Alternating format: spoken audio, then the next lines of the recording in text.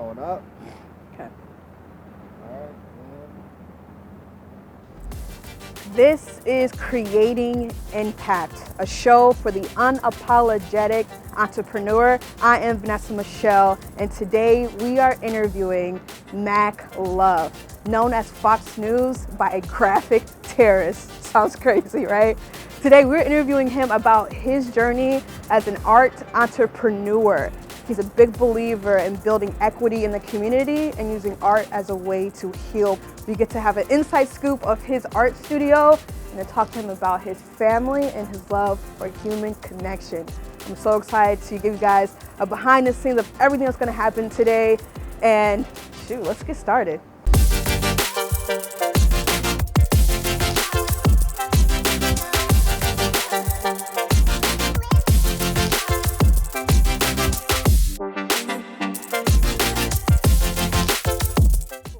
All right, so Mac, we are knee deep here in your studio. There's so much to see, so much to get involved with. Give us a tour.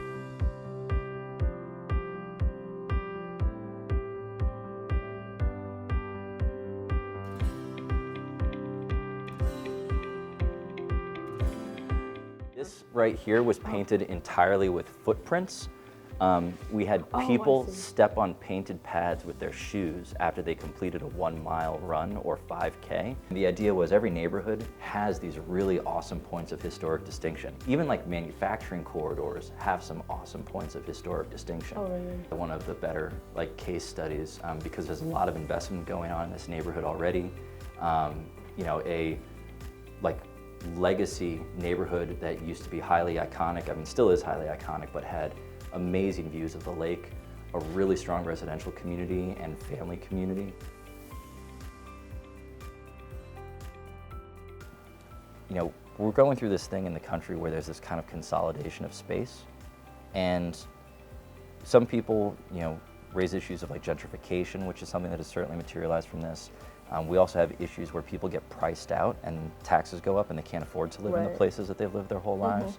But I've also, over the course of this project, like I've talked with developers who are building some of these structures who straight up told me, we're not doing this for the people who live here. Those aren't the people we want. And that is a painful truth of what they do. And I don't know if they meant it as maliciously as they said it, but Well, the intention is still there, that it's not meant for the people that are there. Right. I mean, the people, they're not building the people who live there can't necessarily afford the things that are being built right now. So, you know, this is a case of like, you know, 1 + 1 equals this. This is what's going to happen. I don't think that's the intent necessarily of anyone who's doing it, but we need to address this donut hole where people are being excluded and where we're doing practices that dehumanize our relationships to each other and to our communities. Yeah, I think that's one of the things I really wanted to hit on was that like because you mentioned your research was at street level, and what I see a lot, especially when I go to all these meetings, is that people are talking on behalf of others, and those people are not in the room, and that bothers my soul. And I'm like, how can you change your community or affect the community if the community is not present? And then on top of that, you're creating great resources, but not great resources that accommodate those people, because now they have to readjust their lifestyle, which means kids, their personal lives, how they work, how they spend their money. And I just feel like the equity, building equity inside of a community is undervalued so much. To me, trust is where the conversation needs to go to after this whole equity thing. Like, you know, how does trust manifest? How do you earn it? You know, how do you demonstrate it? Wow, that's good. Yeah, and I think humility in what we do is like a big step for that.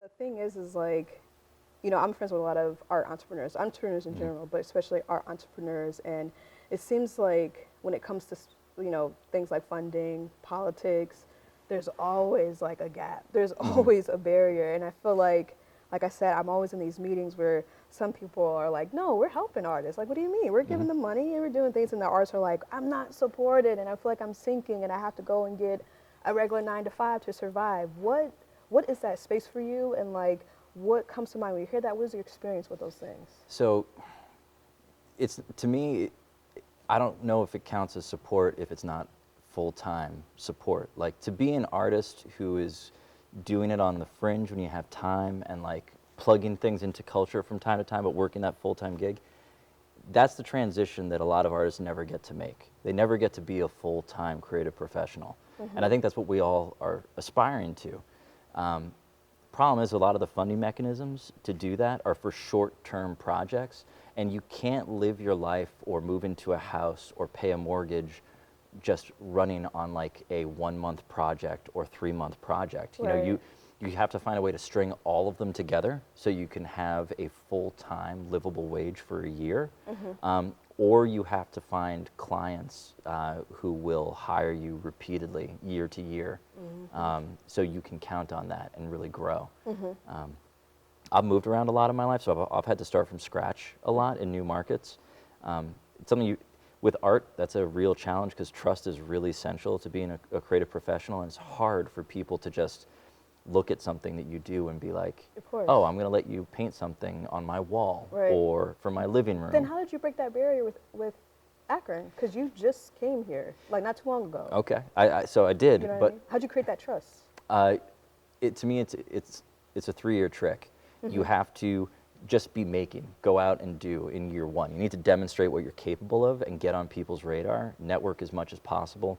Year 2 is when some of the people who've paid you are now maybe willing to pay you what you're worth just to have that same quality of experience again. Like if you demonstrated your value in year 1, year 2, that's where you can kind of have a little more command.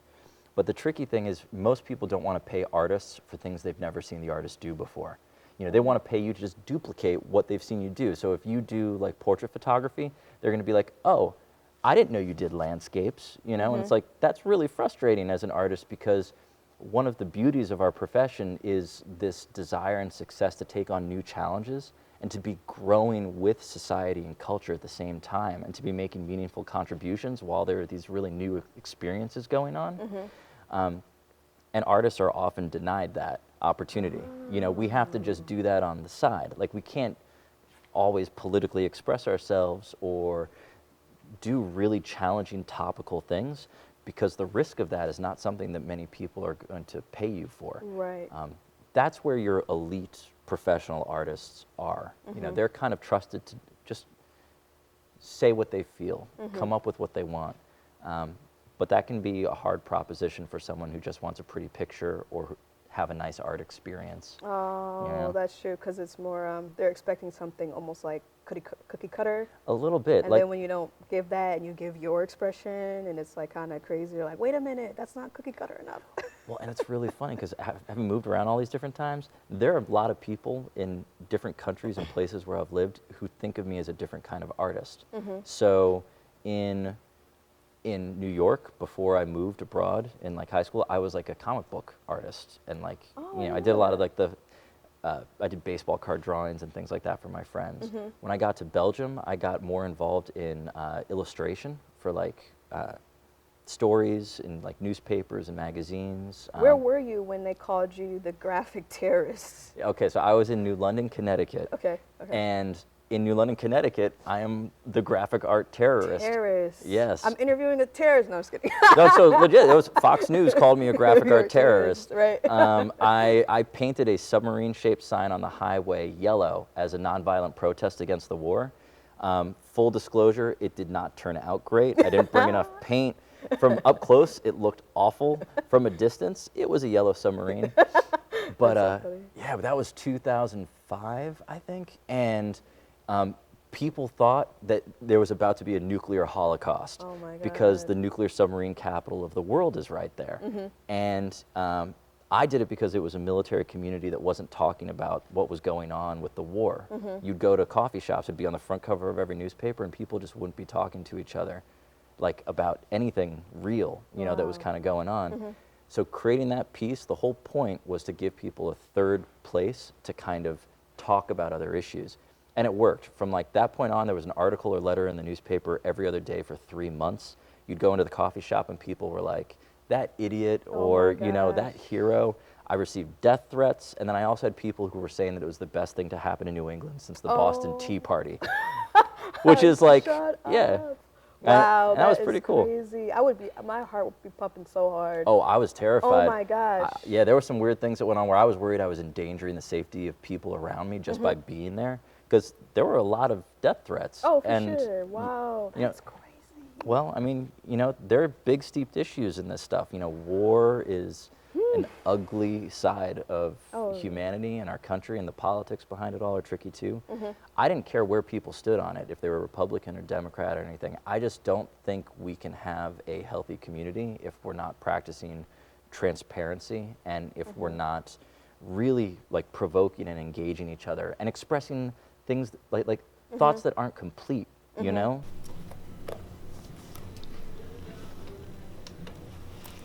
And I always end up having a nice little stack of unfinished business to take care of. Checks, business cards, mail, notes from meetings. And last night was a good night. Stayed up a little late and managed to log in all of these business cards right here. Just kidding. Believe it or not, this right here, I mean, there's a pile of nonsense here, but this right here is a pile of news clippings about anyone who is doing anything interesting, innovative, or creative in the arts, in culture, or in business in Akron or Northeast Ohio. And I save all that so I can kind of network, reach out to people. The goal this year is to reduce that pile to nothing. So that's one of the little side projects. But here we go. Yeah. It was like April Couch, you know, in the mural she did over in Northside District. Which I lended a little help on, just drawing out the mural for them so everyone could color it in. Now let's dig a little deeper. What else do I got in here? Just curious.